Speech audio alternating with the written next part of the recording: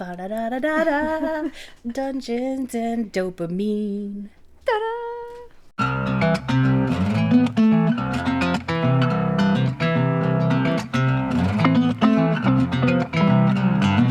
Hello, this is Jess. And Bree. And Bree. I pointed like you did last week. This is Dungeons and Dopamine podcast, and we are on episode 49. I don't know why I'm doing like a... You sound so serious. Very quiet, very reserved. This is a new Dungeons and Dopamine podcast where we are very elegant and we only talk about proper topics. Let's try this again. This is Dungeons and Dopamine. I'm Jess. And I'm Bree. Thank you. We're much peppier than that. And we feel a lot better now. Feels more normal now. Absolutely. So, guess who came by my house the other day? Was it Pedro? Oh, I wish. Only in my dreams. Which reminds me of something else, BT Dubs. Oh, Hang boy. on a second, though. Joe, I ordered Your groceries ship and shopper? Joe came. Does he listen to our podcast yet? He made it sound like he does. He's probably just trying for that extra tip. He's like, yeah, I listened to all the things you tell me about. Last episode was my favorite. I was like, you mean when we talked about blah, blah? He's like, yeah, definitely favorite. He asked, what we were up to, how we were doing and stuff. And I was like, oh, we did Comic-Con, which was, I know, like a month ago, but I'm still excited. No, that's still like riding the highlight of my year so yeah. far. Yeah. And we're still seeing, like, some buzz from it. So I'm going to go with it. And so I told him about that. And he was like, that's so cool. That's legit. That's what I feel like. I'll have to recheck back in with you guys and see where you're at now. I do the same thing. I'll take a pause from podcasts. Not that anyone should do that with ours. Never. Listen all the time. And I told him, yeah, check it out and tell all your friends you love it, even if you don't. It's okay to lie this once. And he was like, no, but I do. And then he got his cars left. So I don't know if... He's like, it's my favorite. He floored it, gunned it out of here, and he was like, never. Now he'll never deliver for you again. Oh, Joe, no, you're literally the best. You don't even have to listen to our podcast. Just please deliver for me. Bring our groceries. I love you. I put the people who bring us our groceries on a pedestal because it helps me so much. I love them. That is I know it started before COVID, but that is my favorite thing that came out of COVID is being able to get things delivered or being able to do like parking lot pickup for stuff. Yeah.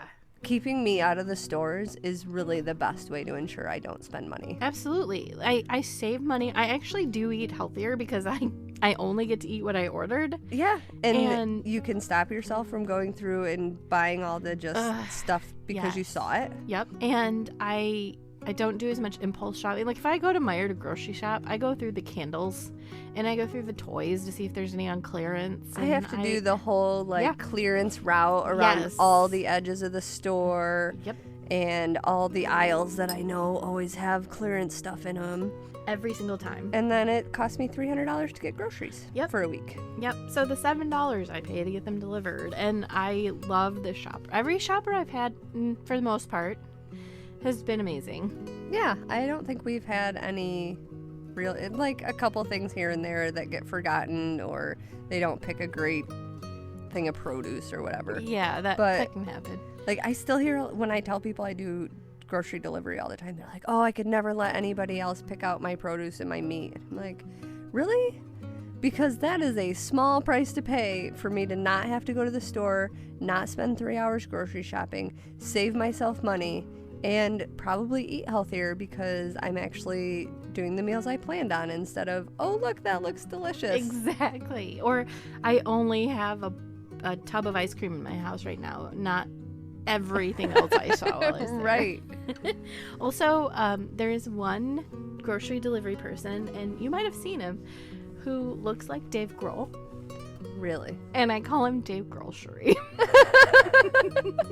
He has not delivered me groceries yet, but now I'm just going to start ordering delivery groceries every day until he shows up. Oh, I had a dream. These are always I had a dream that for some reason my family had to live in your basement for a week. Which is hilarious because we were just talking about your basement. Right? And I like that it was only for a week. right? Like, nothing else could have worked out. We have to stay with you for a week. 7 days on the dot. And I have this recurring series of dreams where I am either cleaning or packing. And I am cleaning or packing a ton of little tedious items. Oh. And so somehow in the week that we moved in with you, we decorated your entire basement with our stuff. You were like, I'm just going to make myself comfortable. The aesthetic down here is all wrong. You can't live like this. You have to fix it. And like, there were decorations on all the windows and like hanging in places. And of course, it didn't look like your basement Right. at all in reality. And you guys tried to take our boxes to the car to get us out. Okay, guys, time to move out. Let's go. We were annoyed at you for trying to take our stuff out. Which, when I woke up, I was like, just get out, Dream Jessica. Get out of her house. We don't want you here. But in my dream, we were really mad. And like, I was trying, for some reason, most of the stuff I was trying to pack was Carly's. And also, for some reason, your stuff was mixed in with our stuff. Of course. Yeah. So I had to like dump out the contents of a jewelry box, and the jewelry box was yours. But all the jewelry in it was hers. Moved into my house for a week, and your daughter was like, I'm taking this. I need this hand-free. Only for a week, though. I'm not taking it with me when we leave. It was so ridiculous. But if anybody out there studies dreams, I'd love to know what they mean. Please. That's beautiful. These dreams might end up putting me in an asylum. Ooh. I've been to an asylum. You have? Surprise! This is fascinating. Tell me. And I don't think asylum is actually the proper way to say it anymore. Probably I not. think I'm highly offensive right now. But back then it was an asylum. Exactly. So, I had a rough time this week, as I've explained to you a little bit, but let's tell everyone else. I started a topic that I thought was going to be super cool, and it turns out that to get the information I wanted to share with all of you in this topic, I needed to like research, like go to my local microfiche at the library. Yes, exactly. And I did not have time for that. I'm not sure I'll ever have time for that. Maybe when we're super big and all we do is podcasts. Yes, then we absolutely. can get super in depth with our research. We can stay the night in the Hackley house. Yeah. I don't know if I'd be willing to do that, let's be honest. I'd have a pretty brave face for a little while at least. Yeah. By the end, we'd be snuggling up and crying. Right? We'll invite Dave Grocery. There we go. We'll have protection. He can sing them away. But what I'm talking about is actually very close to you and I's hearts, and it was called the North Shore Hospital. Did you know that it was called the North Shore Hospital? Once you said it, I did remember that, but I couldn't have come up with it off the top of my head by any means. I either had forgotten and didn't remember or never knew, and it is in North Muskegon, and you and I have visited it a few times. What do you remember the most about it? I remember, I think it really added to the creepiness that people had been in there defacing it for so long. There was just so much graffiti and like creepy things written in places. It was pretty freaky. Yeah. And we went there for the sake of getting scared. Oh, yeah. And I this was remember- before cell phones and before even like digital cameras. And before like ghost hunting and paranormal research. I'm sure they were still doing it, but they weren't having TV shows. Right. And did we take any pictures? We must not have, right?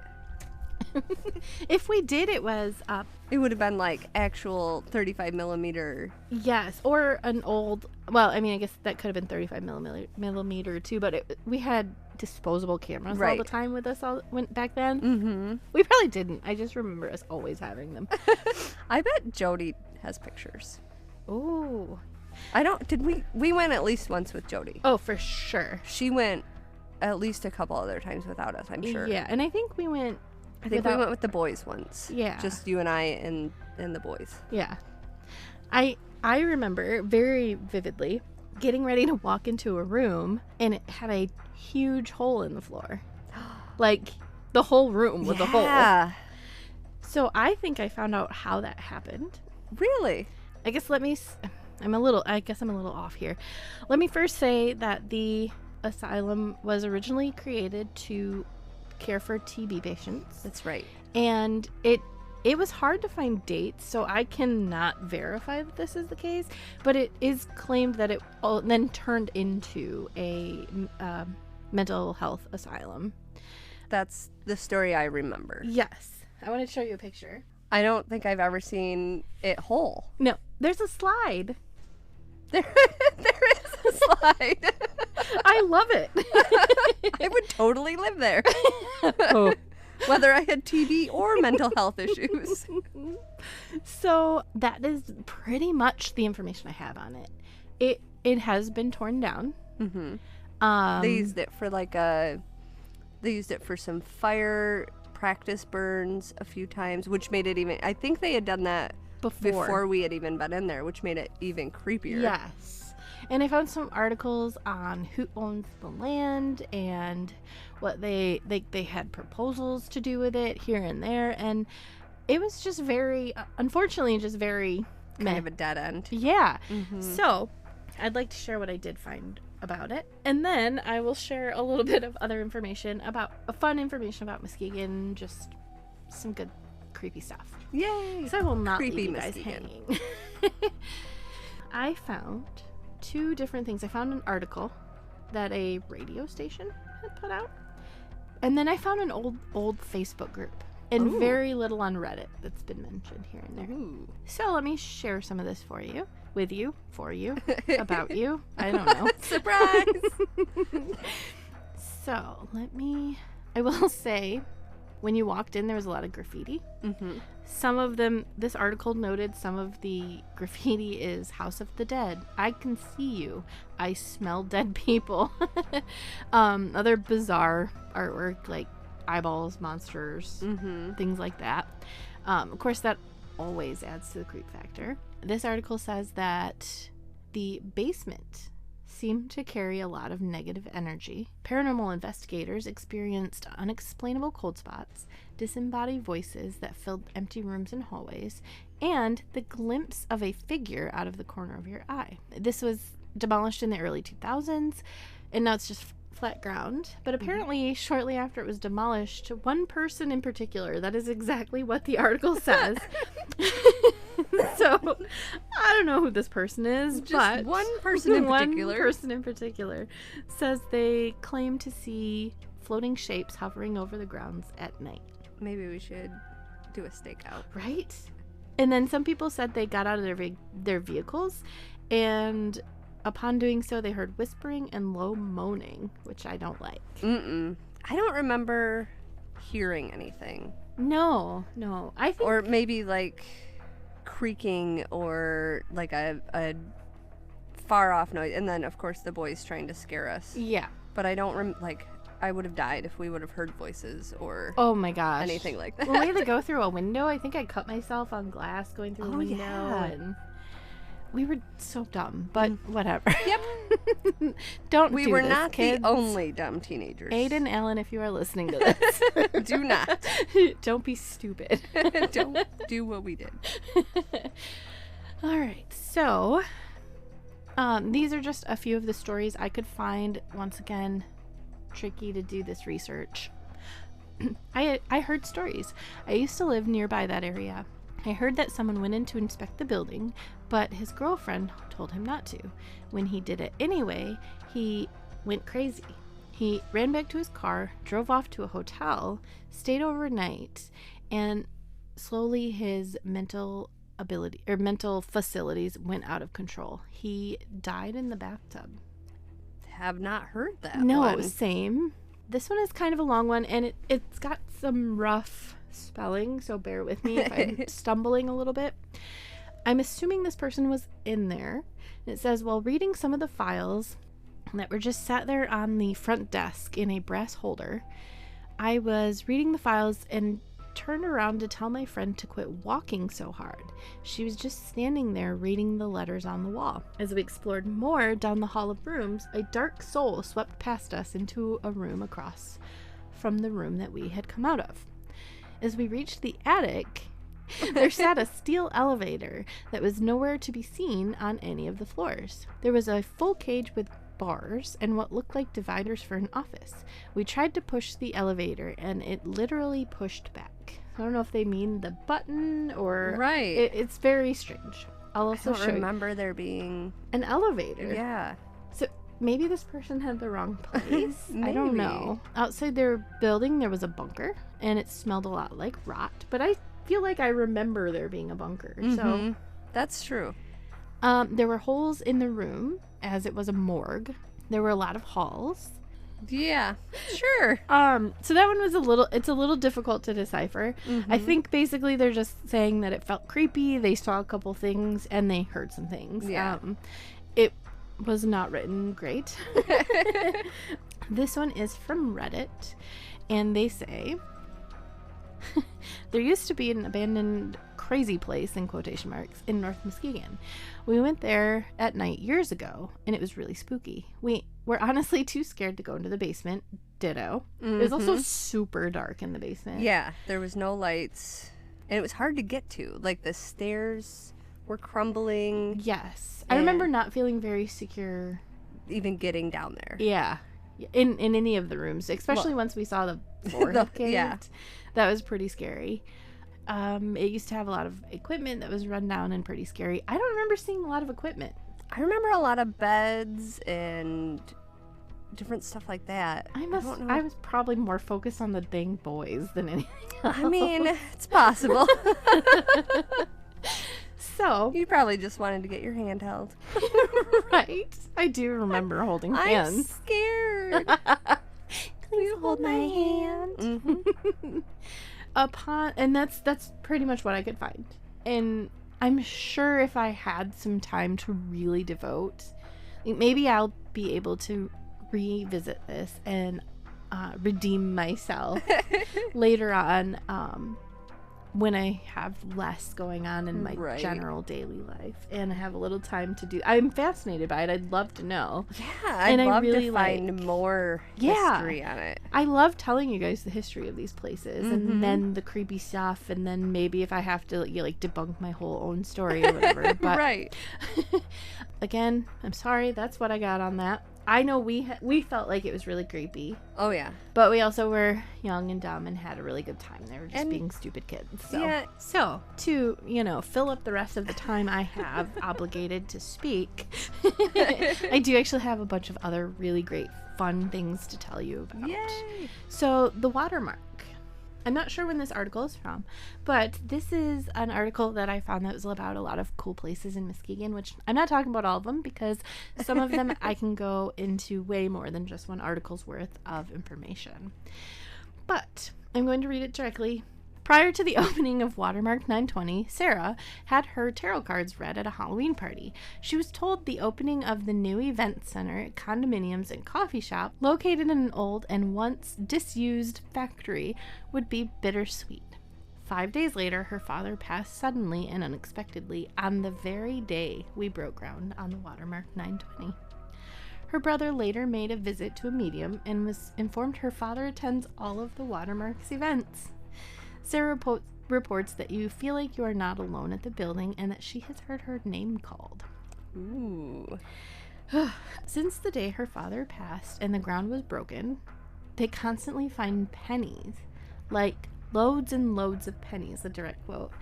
The pennies consistently appear out of nowhere and are ceremoniously saved in a jar. This jar is accompanied by a statue of St. Anthony. When I get a couple hundred, I donate them to charity. What?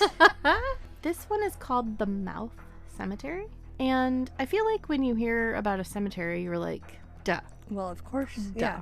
And it's named the Mouth Cemetery. Like, it's just asking for trouble. Yeah. So it was placed on the Historic Sites Register in 1989. And unfortunately, now it's really fallen into disrepair and it's been targeted by vandals, which is really sad in general. But there's some spooky stuff that goes on. It's said that before this area was settled, a Jesuit priest, it's always a Jesuit priest. That's what it was in my Yeti stories. Bigfoot stories as well. Recorded a battle between two tribes, the Potawatomi and the Neuter Indians. Then Neuter. Oh. Neuter. I've never heard of them. The 1642 event resulted in the massacre of the Potawatomi. Many of those who died are buried in unmarked graves there. The oldest grave in the cemetery is marked 1851, and it belongs to Christian Murky. Strange experiences in the Mouth Cemetery included seeing strange mists among the bushes and trees, and a young girl sporting a period-style white dress. The sounds of disembodied footsteps, cries, or screams have also been reported. And there's an urban legend that comes with the tales of that cursed chair. The lore goes that a young man sat in a chair and was in the cemetery. 1 year later to the day that he sat in the chair in the cemetery, he passed away in an accident. Many people came to the cemetery to see if they were brave or foolish enough to sit in the abandoned chair. The legend says that the police removed the chairs to deter visitors from doing that. How do they know it was exactly 1 year to the day? Like, is it in a journal somewhere that he was like, I went to a cemetery today and sat in a chair? I visited Grandpa Christian today. God rest his soul. Because it's not like they had Facebook back then, which is going to pop up a memory in a year and be like, remember when you sat in this chair at the cemetery? I mean, maybe they did maybe they did it because there was no other way to track it. Like, we take it for granted that, like, we'll remember it somehow. Right. And there's so much media out there that, yeah, I guess you could. But I've never questioned it. I've just always accepted it. You were like, yeah, absolutely. Yeah, of 1 course year they to the know. day. They know exactly when he sat in a chair in a cemetery. They know exactly what they're doing all the time.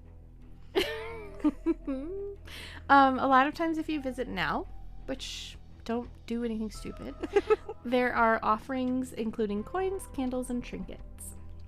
Now, the next few are kind of weird, but downtown Muskegon is actually pretty old for an American city. I found a wild website that looks like an old Angel Fire website. It was actually built by me. I knew it. You and Jody built it way back then, didn't you? Is it by Flamingo Mini Brie? Because that is the hallmark sign. Ironically. How did you know?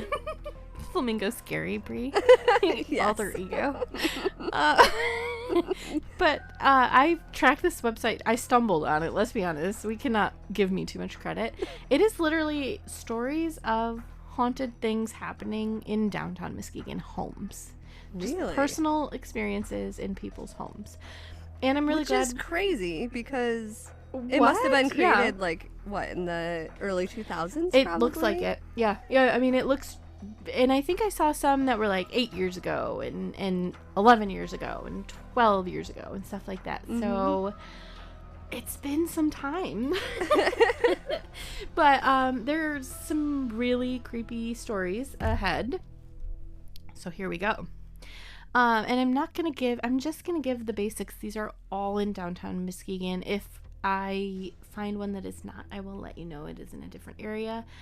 But we're just going to call it all downtown Muskegon because I'm not outing people. And people might still live in these houses. Exactly. So we don't want to send any strangers out to ghost hunt. Don't creep people. So Most of the activity we've witnessed in our house has been down in the basement. My son said he's seen multiple shadow figures lurking in the far right corner of the basement, and a spirit came through a recent spirit box session claiming his name was Henry. I myself refuse to go down in the basement without a light on at any time of day. We keep the basement light on at all times. This person it's interesting because they said they're a property manager for downtown Muskegon, or for Muskegon in general, and they're in and out of a lot of houses, so they have some good stories. They say there are 2 places that I would never mind going again. At the time I showed this house, I had only been on the main floor. I was curious as to what the upstairs looked like. When I got up there, I started to feel sick. I got a little dizzy, and I just felt worse and worse. Sounds like POTS. Was it warm and steamy up there? Were there any other triggers you should have been aware of? I've started to feel like I was going to throw up or pass out. As I walked back down the stairs to the main level, I felt a hand on my back try to push me, and I almost tumbled down the stairs. He was in there with a family who was checking out the house, and he said I stood by the front door really wanting to get out of there. As I was standing there, I watched a kid about 9 or 10 years old walk up the stairs, stop, and turn around to answer his grandmother's call for him. It looked like something pushed him, and he almost tripped down a couple of steps. He looked around like he thought his brother might be around, but there was no one there. He finally looked up at me with the biggest, most fearful eyes, probably similar to the ones I had had just moments before. Then he said he left the house and went and told a coworker about what had happened. She said that is exactly what happened to her when she was last in this house. Oh my gosh. I'm going to need a list of these addresses so that if they ever come up. For you to show. Yeah. Right. I can be like, nope. No, I'm sorry. You don't want that one. Another home has been split into 2 apartments, and it is the most uncomfortable place I have ever been. While upgrading the property, maintenance men would say that it was haunted and they hated working there. They said that they would hear rustling and music coming from upstairs. They would feel like a large man would be standing behind them. When they turned around, nothing would be there. I went to check one day, and I got the worst pain in my chest, and then I started to smell something I couldn't describe. I felt like I was not wanted there, and I didn't want to be there. Fair. They did put an alarm sensor in this home, and it continuously was set off when there was no one there. Oh, that's creepy. This person said that when they first moved to Muskegon, they would drive past a particular house very often, and they always thought that the house was beautiful and kind of wanted to live there. In a strange twist of fate, they put the house up for sale. And he said at a ridiculous price. Of course. The realtor told us that it would need a new roof. No big deal. She also mentioned that the big front window had been a gathering spot for families to hold their funerals for about 100 plus years ago. Between the pocket doors and the history, I was hooked. I mean, pocket doors are spectacular. And they're always so nice in those old houses. Oh my gosh. Much better than the cheap ones we put in houses today. Right? So the previous owners came in to move a few objects, including a painting of an older woman. The son said, "Mom, we have to tell them." The mom said, "Hush." As the son was leaving, his last words to us were, "She always comes back." I should have listened. Between the cackling laughter from the basement, moving objects, and disappearing keys, the ultimate decision to leave came on the night when I was home alone. My then husband and I were divorcing, and he was in his new home. There was an odd thickness in the air that night. My cat was growling deeply and staring at nothing in particular. I couldn't sleep. At one point, I was filled with a terrible sense of anxiety and decided to get up. From the master bedroom stairs, there was a long hallway that stretched down to what would have been the back staircase for the hired help. There was also a small room at the far end of the hallway that always felt odd. Halfway down the hallway, my cat started howling painfully. I suddenly swore that I felt like I was going to pass out. The carpet felt like quicksand, and I had to reach out to support myself on the walls on either side.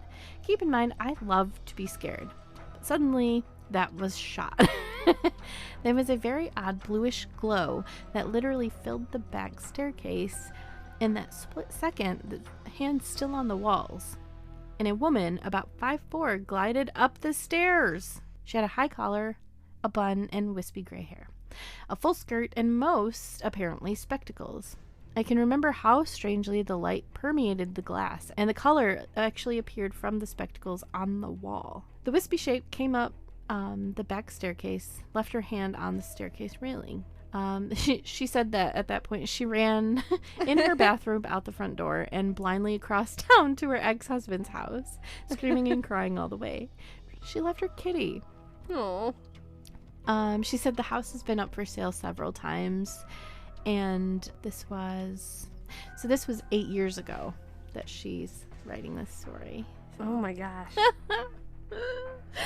That one was terrifying to me. Uh-huh. Some of these have Anybody so much... that's like, I like to be scared, but that was screwed up, man. Right? Okay. So, in conclusion of all of my ramblings, I hope this comes as a cohesive thing once I have it edited. Muskegon got the stuff. We got some stuff. There's so much more that I purposely didn't add because I can expand on it for whole episodes. That's amazing.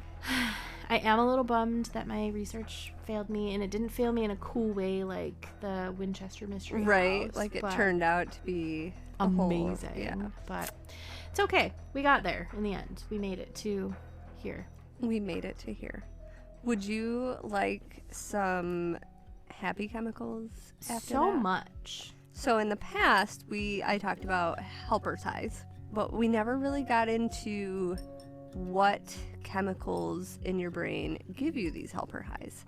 So our podcast is called Dungeons and Dopamine, and dopamine is a happy brain chemical. And then there are 3 other what they call happy chemicals. So you've got dopamine, oxytocin, serotonin, and endorphins. And I am going to give you just some random facts about these happy chemicals and what they do for your brain and your body. Can you tell us how to make them? Some of them I can. Neat. Yes. I'm going to start with dopamine because it's one of the bigger ones and because duh. So dopamine is a neurotransmitter, but it also works as a hormone. It is made in your brain, and it acts as a messenger to communicate messages between the nerve cells in your brain and the rest of your body. As a neurotransmitter, dopamine is involved in pretty much everything you do, but especially if you have ADHD, you may have issues with things like memory, behavior and cognition, attention, sleep and arousal, mood, learning, and then it also deals with movement, the pleasurable reward and motivation center, and a tiny little role in lactation. Oh, wow. As well as the fight or flight syndrome. Dopamine can increase sodium and urine removal in your body. It can reduce insulin production in your pancreas and can slow gastrointestinal content movement. So dopamine, and when I talked about helper ties and kind of why we settled on it with our podcast name, is because when you're doing something pleasurable or happy, your brain releases a large amount of dopamine, and that makes you feel good. And then you start to seek more of that feeling. So dopamine is essentially meant to reward us when we do good things and make us want to do those things more often, which can become an issue because this is why people have issues with drugs or substance abuse, but also with junk food. So junk food and sugar become addictive because they actually trigger the release of dopamine in your brain.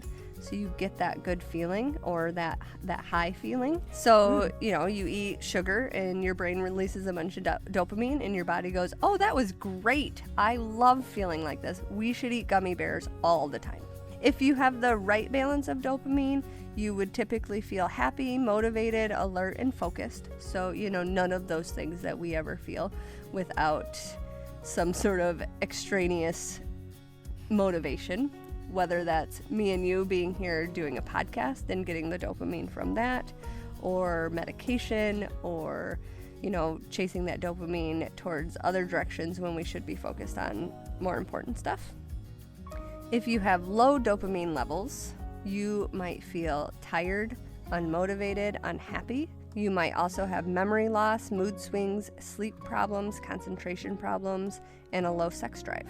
If you have high dopamine levels, you might feel euphoric, energized, have a much higher sex drive, but the downside of having those higher levels of dopamine usually involve having trouble sleeping, poor impulse control, and being more aggressive. So even though it's supposed to be a happy chemical, if you have too much dopamine going on, then you can actually become aggressive. I assume you're like aggressively trying to find more dopamine, but I don't know. Have you seen that video of the little girl? I think it's staged, but she gets really excited. They're like counting down to midnight on New Year's Eve, and she picks up the bowl and smashes it out. Yeah. That's probably too much dopamine. Diseases associated with low levels of dopamine. Obviously, ADHD is a dopamine issue, but also Parkinson's disease is an issue with dopamine, which I didn't know. And also restless leg syndrome, which a lot of people do connect with ADHD as well. And it's just that feeling at night that like your legs won't stop moving or they're uncomfortable no matter how you're sitting or you're laying. Diseases associated with high levels of dopamine would be mania, so probably something to do with bipolar disorder. Obesity, which makes sense because we talked about how food gives us dopamine, and addiction, obviously. And then something I thought was interesting is that schizophrenia is actually a disease of low dopamine and high dopamine. So some areas of the brain receive too much dopamine, which can cause like the hallucinations and seeing things that aren't there or hearing things that aren't there. But it's low levels in other areas. So people with schizophrenia, even when they're medicated, are usually very unmotivated, have a hard time connecting with others, and are just generally low energy. Schizophrenia, just as a side note, schizophrenia terrifies me. It is literally probably the worst mental disorder I can think of. I've read stories of people with it, and it is so scary. Mm-hmm. Things to help increase dopamine. So eating a diet that's rich in magnesium and tyrosine-rich foods is actually good for increasing dopamine. And those foods tend to include chicken, almonds, apples, avocados, bananas, beets, chocolate, green leafy vegetables, green tea, lima beans, oatmeal, oranges, peas, sesame and pumpkin seeds, tomatoes, turmeric, watermelon, and wheat germ. And then the other suggestion is to engage in activities that make you feel happy or relaxed, such as exercise, meditation, yoga, massage, playing with pets, walking in nature, or reading a book. And just as a note, all of the stuff that I'm telling you guys about these chemicals all came from the Cleveland Clinic website. It just seemed to have the best information that I thought was easy to talk about. So it is very beginner friendly. Yes. It's all making sense. It's all... The next hormone, or the next happy chemical, is oxytocin, and this is also known as the love hormone. This is a natural hormone that stimulates uterine contractions in childbirth and lactation after childbirth. It also affects human behavior and male and female reproductive systems. Obviously, the love hormone. This chemical has an important role in many human behaviors, including sexual arousal, recognition, trust, romantic attachment, and parent-infant bonding. So this is the hormone that makes us love our babies when they're born and makes us want to nurture them and connect to them and hold them. Without that, we would probably find babies very irritating and, not want to nurture them. In males, oxytocin also plays a part in the creation of testosterone and the release at the end of Happy Fun Times. This is call it woohooing like they do in Sin. Yes. This is one of the few hormones that has a positive feedback loop, which means the more oxytocin you create, the more it wants to be created, or the more your body wants to create. Low levels of oxytocin have been linked to autism spectrum disorders and depressive symptoms, but it's actually really rare to have too high or too low oxytocin. It kind of just regulates itself, probably because of that positive feedback loop. In women, you can end up with oxytocin toxicity caused by an overactive uterus, which can cause like super muscly uteruses. So your uterus just continues to build muscle, which can cause problems with infertility. And for men, high levels of oxytocin have been linked to benign prostatic hyperplasia, which can cause basically the prostate to grow extra muscles or extra parts, which is a problem because That's really weird. right? There are synthetic forms of oxytocin. Typically, they're used in childbirth to start contractions when you're trying to induce someone. So oxytocin is our love chemical. Serotonin is another big one, right up there with dopamine. And it's another chemical that carries messages between your nerve cells in your brain and your body. And serotonin plays a key role in functions, again, pretty much everything we do. Mood, sleep, digestion, nausea, wound healing, bone health, blood clotting, and sexual desire. This one is another one that has to be carefully balanced because serotonin levels that are too high or too low can cause physical and psychological problems. A lack of serotonin can cause depression, anxiety, mania. Something I didn't know is that most of the serotonin found in your body is actually found in your guts. Oh. And it's actually about 90% of serotonin is in the cells lining your gastrointestinal tract. So let me just ask you instead of making a statement that could be completely false. So would that be related very strongly with your gut health then? Absolutely. Okay. Only about 10% is produced by your brain. Wow, that's wild. Yes. And serotonin is made from the essential amino acid. So an essential amino acid means it essentially has to be produced by your body. Tryptophan.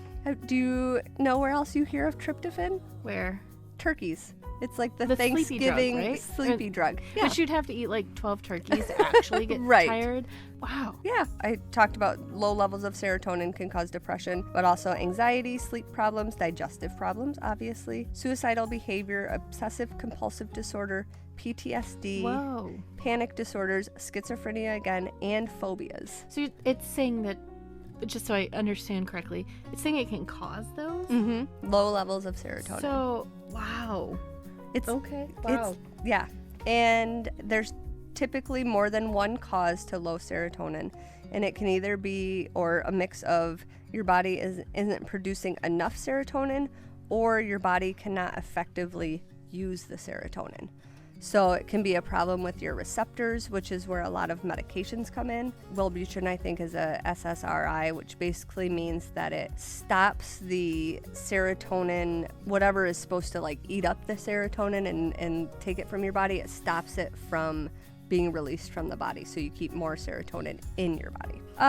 Ways to increase your serotonin levels besides medication. I didn't talk about like actual medications in really any of these happy chemicals. There are medications you can take for most of them, but that's conversations for your doctor. I didn't want to get into the different medications and what they can do and how they work. That's too sciencey for me today.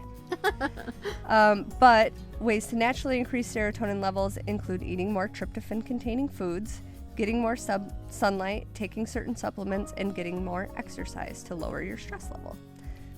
I like to think that you were going to say get more subs. Get more subs. I do really enjoy subs, so thank you for that. I will. Whatever brings you serotonin. Why do you eat so many subs? Serotonin. Bree told me to.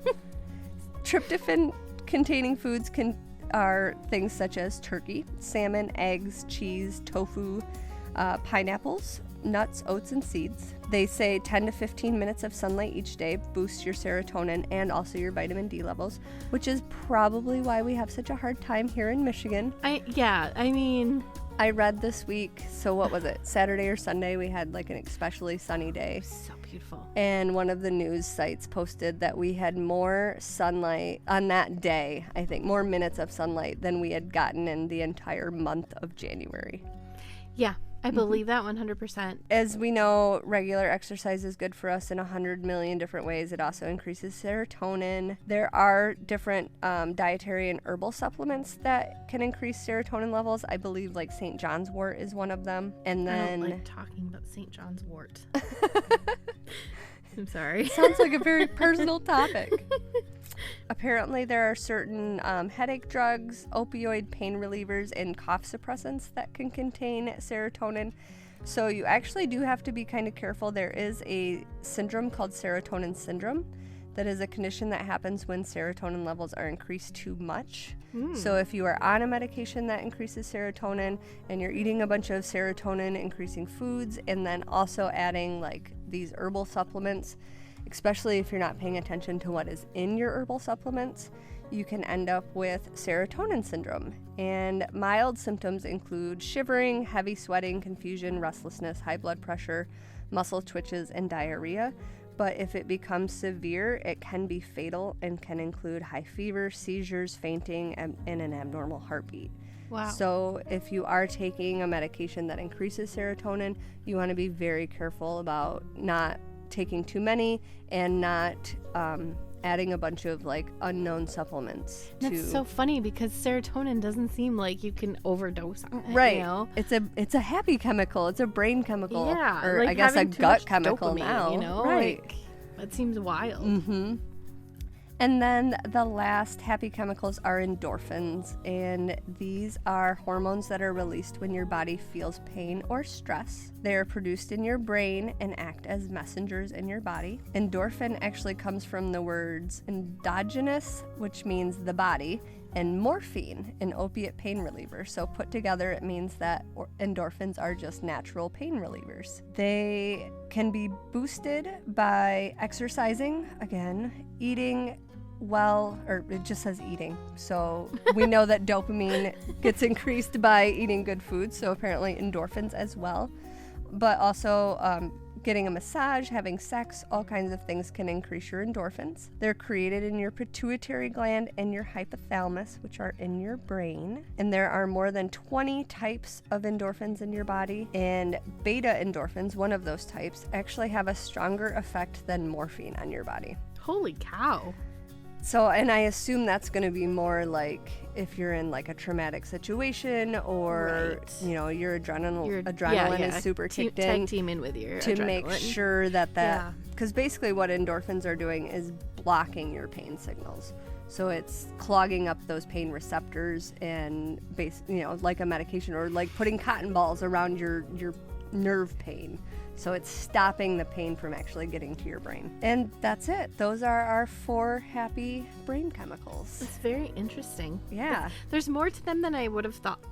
Which I guess sounds stupid, but And there, I mean, like I said, it felt like kind of a dry topic because it's just a bunch of facts, but like you said, it's super interesting. Yeah. And so often we talk about ADHD and our brains and how our brains work. I thought it might be nice to actually kind of understand those chemicals and what they are actually doing for our brains.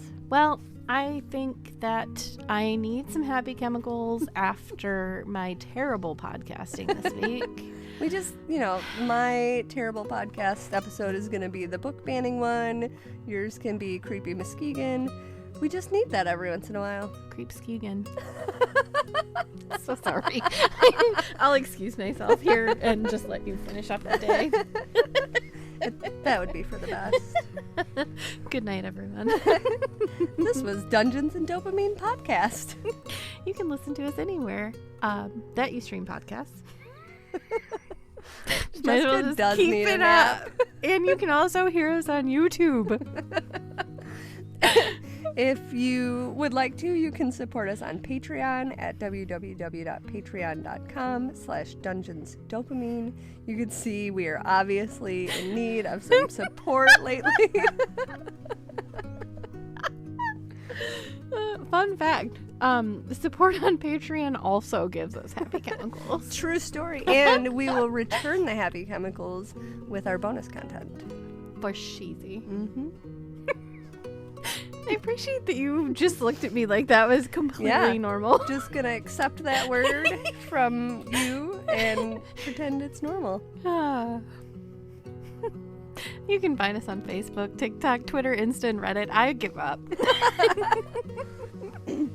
If you feel the... Oh, my. Bree's dying. If you feel the need, you can reach out to us on any of those social medias or at dungeonsdopamine@yahoo.com. I want all of the condolences as my podcast co-host is going to be dead soon. And I'm going to have to do this with Brighton. I mean, at least a couple episodes would be at least as good.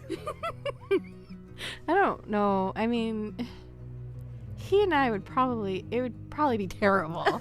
We'd probably laugh a lot. And just be sarcastically mean to each other the whole time. It's just you and Brighton just insulting each Riffing other on each and others. And then we slowly just actually get mad at each other. By the end of it, That would be hilarious. get out of my house. Oh gosh, if I could act well enough, that would be a really fun. Anyway, this is completely out of whack. This is almost an hour and a half. Dungeons It's like and Dopamine is season 1 edited. all over again.